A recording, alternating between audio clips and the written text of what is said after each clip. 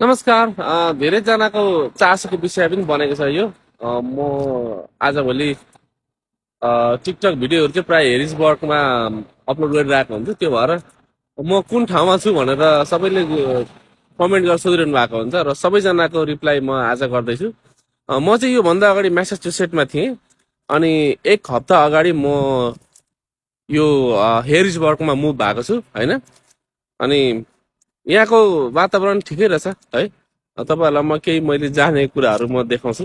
अनि हरेक कुराको सुविधा रहेछ हौ यहाँ चाहिँ, मेरो लागि चाहिँ राम्रै छ। अहिले चाहिँ म यहाँ यो डेरी सपिङ सेन्टरमा छु है।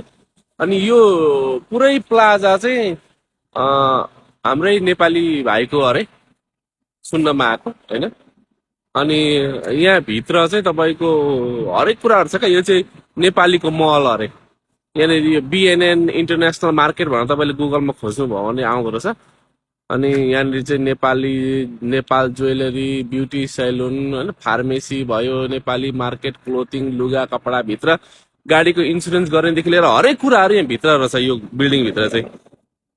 अनि म पनि यही आउँछु। यसलाई चाहिँ डेरी सपिङ सेन्टर भन्दा पनि वान स्टप प्लाजा भनेको थियो भने चाहिँ हुने रहेछ क्या, हरेक कुरा पाइने। अनि म पनि अहिले यहाँ यी गाडीको इन्सुरेन्स यहाँ गर्नु पर्यो अनि रेजिस्ट्रेसन गर्नु पर्यो भनेर आएको। भित्र छ अरे यहाँ, मैले देखेको छुइनँ। अनि यहाँभित्र सबै कुराहरू पाउनु हुँदो रहेछ क्या। यो डेरी सपिङ सेन्टर डेरी स्ट्रिटमा पर्दो रहेछ।